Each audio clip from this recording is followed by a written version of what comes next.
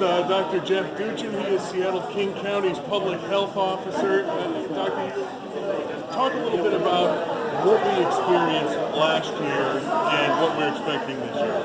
Last year, many of us will remember, August was a really difficult month. We had some of the worst air quality in the world. We had multiple days with unhealthy air, and we had some days where it was absolutely the worst in the world.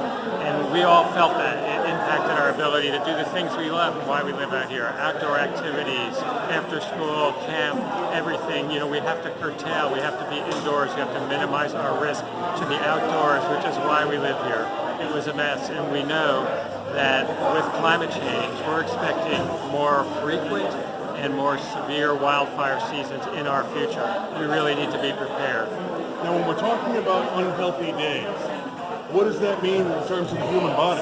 Yeah, so wildfire smoke can range from mild irritation of the eyes, the nose, the throat with coughing and burning, to shortness of breath, headaches, and for people who have underlying lung disease like asthma, chronic obstructive lung disease, COPD, or who've had cardiovascular disease, heart disease, or stroke, it can actually land them in the hospital. It can cause that lung disease to worsen. It can cause those blood vessels to constrict up and cause heart problems and restrict the flow of blood to vital organs. So it can be extremely serious if you're out there getting exposed to high levels, and that's why we say one of the most important things is just to stay indoors. Minimize your exposure to the extent possible. But you can also do additional things. You can have a box filter fan in your home. You can have air conditioning. You can go to a location that has good clean air in your community if there's a place where you can get air-conditioned rest. As much as you can reduce your exposure, you'll benefit.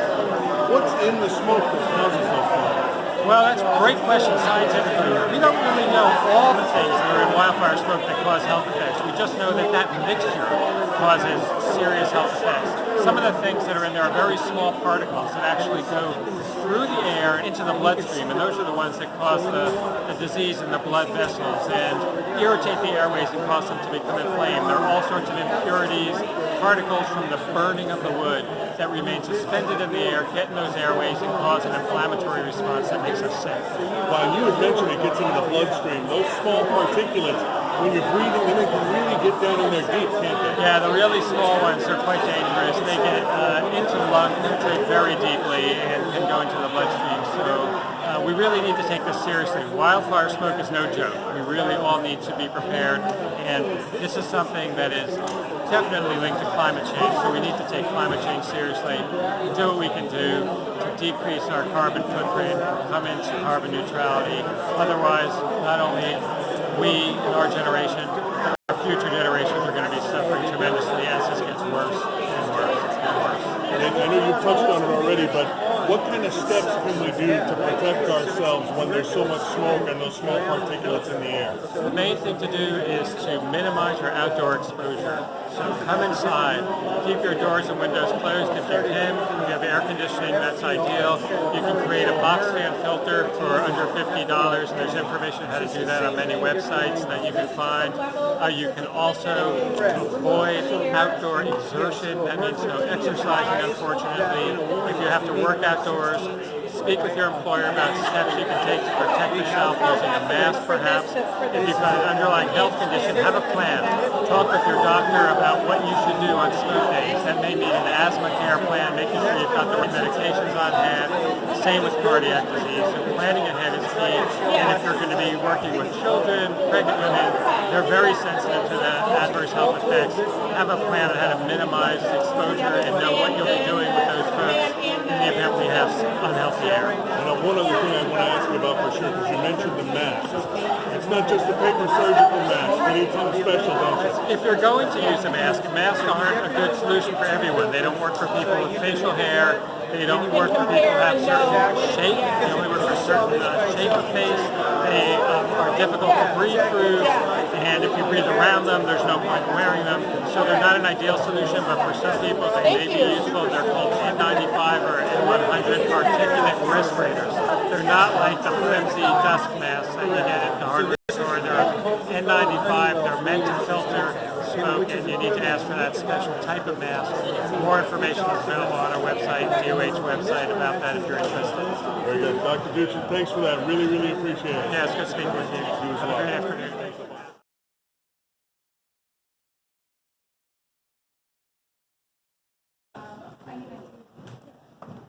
Well, good afternoon, everyone. Thank you for being here today.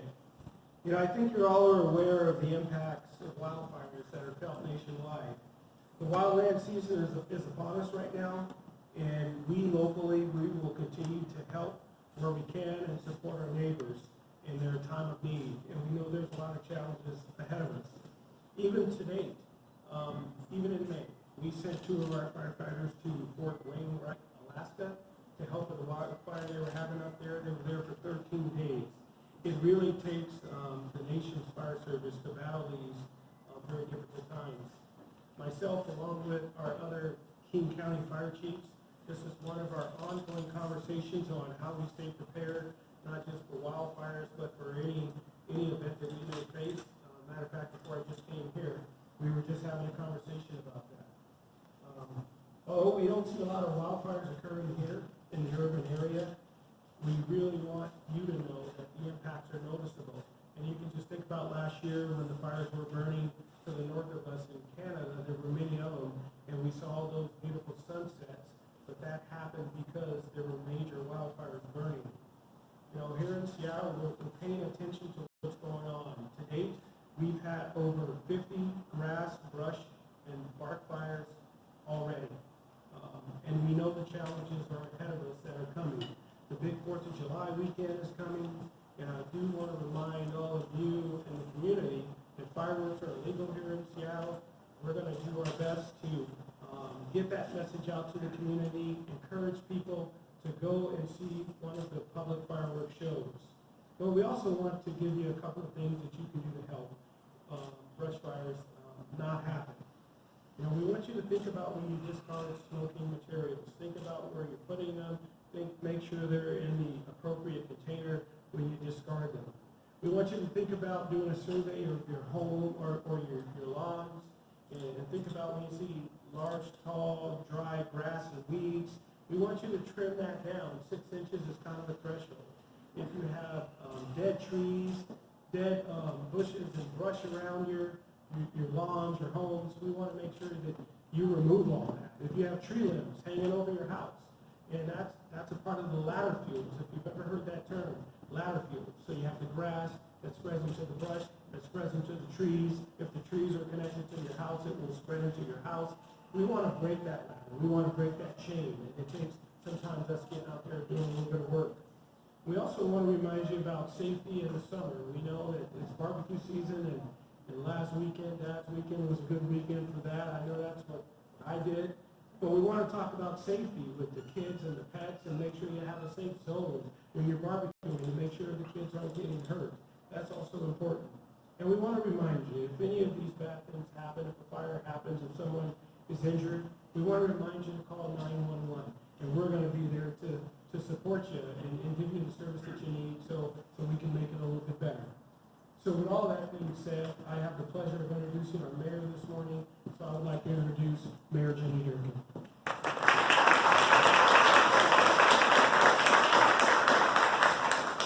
Thank you, Chief Dodgens, and very honored to be here today with Craig Kenworthy of Puget Sound Clean Air and Jeff Duchin of Seattle King County Public Health, who you'll be hearing from. Look, Seattle's changed and the region's changed, and we've seen the direct impacts of climate in so many ways. But one of the ways we've seen it here in Seattle is smoke. And we were hoping the first year that it was an aberration, and the second year that maybe it was a second aberration. But we now know maybe the new normal. And with that, I've heard a number of people say August was why I stayed in Seattle. And I urge you, don't leave. But you know, we experienced last year 24 days in our summer where we had a really dangerous level of air quality, where it was yellow or higher. And that includes 8 days that was unhealthy for anybody to be outside. And so we have to prepare as if this will be the new normal. Land Commissioner Hillary Franz could not be here. I really want to give her office a tremendous amount of credit that they are trying to get ahead of this wildfire season. They're doing all they can on the off-season to prepare our forest to take the measures they have to. But here in Seattle, we know that much of the smoke that we suffered is generated in Canada. And we have to have those cross-border collaborations with Canada to make sure that happens. This smoke-ready day is one that we have been preparing for a while. Seattle and King County working together with Pierce County, Kitsap County, Snohomish County, the mayors of Bremerton and others to ensure that the region's really prepared for what do we have to do. That includes taking the steps the chief outlined here. They seem like easy, common sense steps, but you'd be surprised how often those everyday things can lead to a fire or other circumstance. And as a city, we have to take other steps. One of the things we've been looking at is, if this is the new normal, how do we equip our city so that people living in this city have somewhere safe to be when the smoke levels are high? So one of the things we're doing is looking at our community centers to see how do we upgrade our HVAC systems so that we actually are screening out the worst of the smoke and toxins. And we've done that, and we've done it here in Rainier Beach Community Center. We've also targeted those areas in the first wave that we know where the public is frequently, or we want to be able to bring the public if they don't have other safe places to go. So there's 3 facilities at Seattle Center that we've also upgraded to give better HVAC systems to really clean the air coming through. That includes the Armory and Fisher Pavilion and the Expo Center. We also wanted to create a resource for people so that on our website, people can click on it and 1, know what is the air quality today, and 2, what steps do I take to help myself and my family. I really want to make really emphasize a point. The safest thing to do when air quality is the worst is to stay inside. That's the safest measure that people can take. We know that's not practical for everyone, and depending on whether it's workday or not, what we do. So we want to make sure that we keep that website up to date so people know really what can they do that day for the level of air conditioning. I want to thank everyone who's been working on this for a period of time, including Public Health, as I said, and the Puget Sound Clean Air Agency. Seattle Fire Department, thank you for everything you're doing, Chief, and you're a firefighter as well. As some of you know, my nephew Godson is a firefighter in Renton, and I, every summer, am worried that he'll be called to one of the wildfires that are raging more and more in other outlying areas. I want to thank everyone who's been working on this to keep our city safe and to be preparing. I want to make one last comment on this. It is another aspect of climate change. And we see more and more that climate change is affecting communities in ways that really go to our everyday life. This is one of those ways. And so we also, as a city, also are going to be making sure that we do everything we can to do our part to lessen our climate load. We have to decarbonize as a city. We heard an announcement today that Canada is going to be opening its pipeline. And as a result of that, we will see significantly more oil freighters in the Salish seas. That puts our orcas at risk, it puts our water at risk, and it's all for the same reason, for oil. And so we have got to take steps as a society to reduce that. I want to now introduce to you our King County Public Health Officer, Jeff Duchin. I know many of you are familiar with him. If you're not, he really is the go-to guy on so many things, and he'll walk us through some of the other issues. Jeff?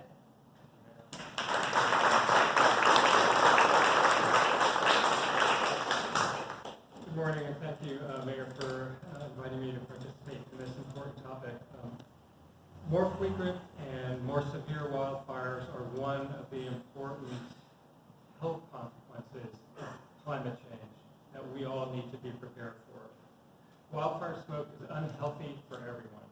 It causes irritation of the nasal mucosa, the throat, the eyes. It can cause headaches, coughing, and for some people, it can lead to severe illness. For young children, for adults who are 65 and older, for pregnant women, and for anyone who's got an underlying cardiovascular condition, asthma, chronic obstructive lung disease, it can be very severe.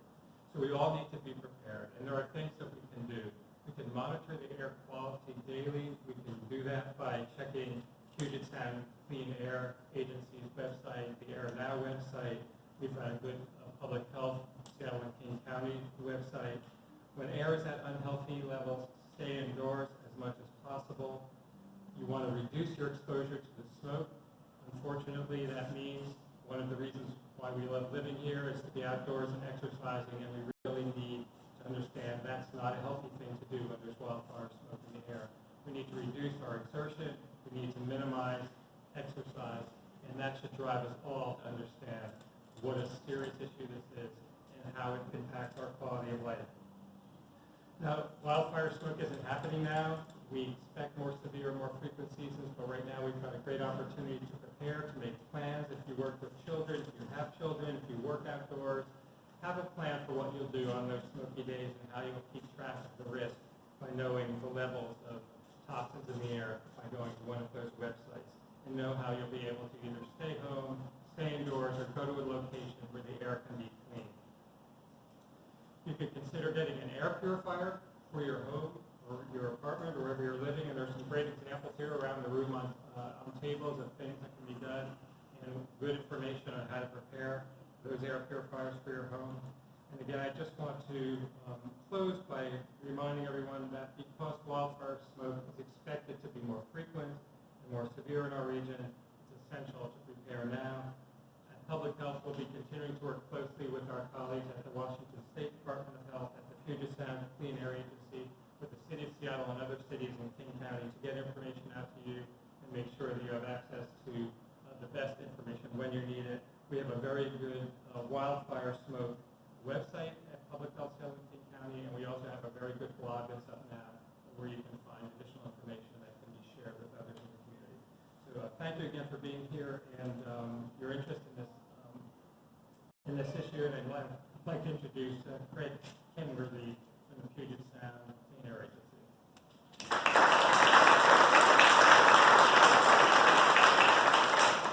Good afternoon. I want to talk to you about what the wildfire season looks like and what you can do to get current information about smoke conditions in our region.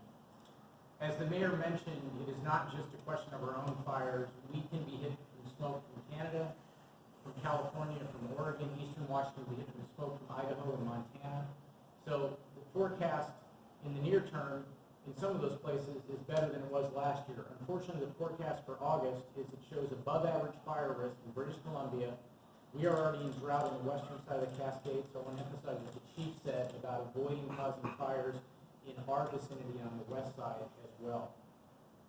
Wildfire smoke is related to climate change. The National Climate Assessment from last fall said that half of the acres burned in the last 25 years in the United States were related to climate change. That does not include Canada. As was mentioned, we get a lot of our smoke from Canada. So the number one thing we can do in the long term, the number one thing we can do, as one writer put it, to be good ancestors to everyone, is to tackle climate change. So in the near term this summer, if you want information about what are the current air quality conditions, please go to our website, pscleanair.org. You can click on the forecast to see what the current conditions are at a county level and what we recommend in terms of activity based on your conditions locally and also your own health. And then you can zoom in on our air quality map and look at individual air quality monitors. You can click there to see what is the current air quality, what has the recent air quality been, and what do we recommend in terms of activity levels, whether that's that we recommend you stay indoors, we recommend that you can engage in light activity, or we recommend that it's actually safe to engage in heavier exertion and exercise. So I urge all of you to look at that. We also keep that updated on our Twitter account at PS Clean Air and on our Facebook page as well. Last summer was daunting. Unfortunately, we are losing part of summer. As someone who came from a place with two seasons, winter and July 14th, which is what it's like in Montana, it seems like, I know how much we love that. It's a sad thing to say this, but if you love the outdoors, you might want to think about getting out when it's safe, because we can't tell you anymore that it's always going to be safe. We do want you to be safe when those conditions are bad. We do want you to get the respite from the smoke that was talked about. Everything you can do to help a vulnerable neighbor or a family member to get out of the smoke, even for limited periods of time, will help them from a health standpoint. So I urge you to take care of yourselves and take care of your friends and neighbors. Thank you.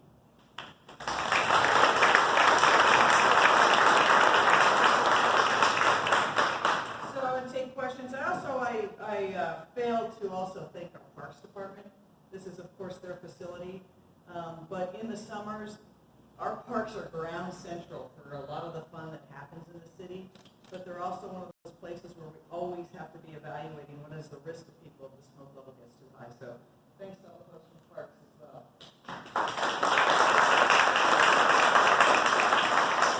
Any questions? Matt? Mayor, a couple questions. You have control over your city staff, your employees. Would you tell them that? When there's an unhealthy smoke event this summer, are you planning to take any action possibly for the employees who are working outside? Are you planning ahead for something like that as a proactive help? It's a really great question. We'll evaluate like that. We're preparing now to see what the range of scenarios are. So for example, we're going to be looking at whether we can have a greater number of flexible work options so that if people have to work outdoors and we've determined that they don't need to that day, we can put them someplace where it's indoors. For those people who have to continue to work outdoors, and we think that we will make sure that we have safety precautions for them so they can continue to do their job. And we'll literally have to make that probably on a daily basis, depending on what the levels of smoke are. We will be really emphasizing to people who don't have to work outdoors on those days where there is hazard to stay inside and to make sure that we're looking at that. So we'll be looking at a whole range of things, the equivalent of kind of like we do for Sundays or for snow days. We're now going to have to be looking at what do we do for smoke days. One follow-up, just in terms of the unsanctioned encampments and the fires, those have always been a perennial problem. The chief just spoke about the grass fires up to date. Some of them, I believe, probably come from these homeless camps. Any proactive action on cracking down on fires in some of these unsanctioned camps? I think what we're doing is, as you know, we're doing a lot more work through the navigation team to do outreach, not just to encampments, but to those that are obstructions or in the public right-of-way. And one of the things we'll be looking for is to make sure that there aren't those types of fire hazards, that we don't see barbecues and propane tanks and the things that have led to those fires and things. So we'll be very cognizant of that and trying to be proactive. Obviously, we won't be able to prevent every fire caused by people for any reason, but the first line of defense is always going to be people themselves. If you're doing the barbecue and the grill, whether it's at home or in a park, be really cognizant of how dry the grass is. And we'll be, through both our normal public safety approach, be making sure that we're on higher alert for those potentials for having either encampments or other places to make sure that we don't have those unexpected fires. I think the great thing is working out for prevention of that wonderful that. And for the cake. And for the cake, yes.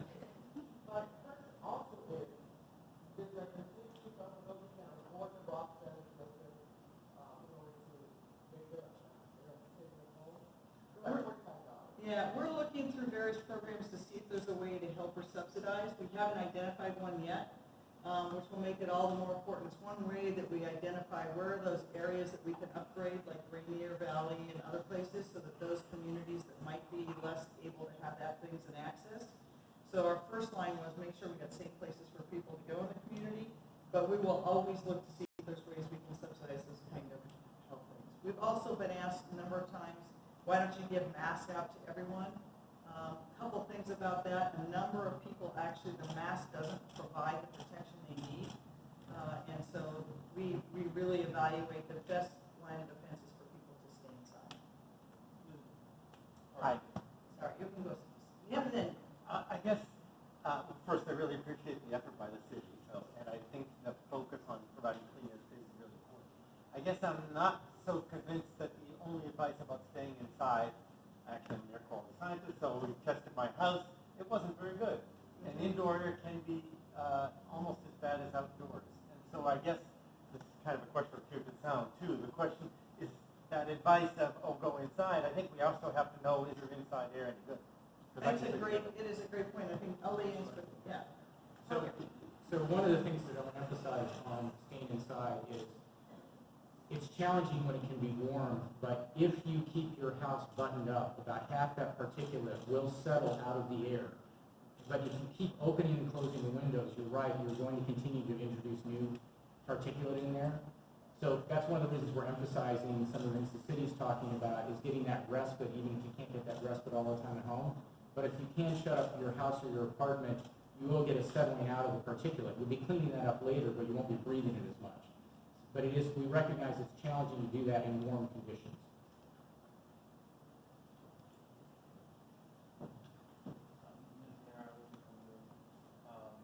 You mentioned this like in the snow days, and I was just curious, during snow days, the city has opened warming shelters for our homes. I was curious, do you have any plans for people who can't go inside, especially given the city's spaces?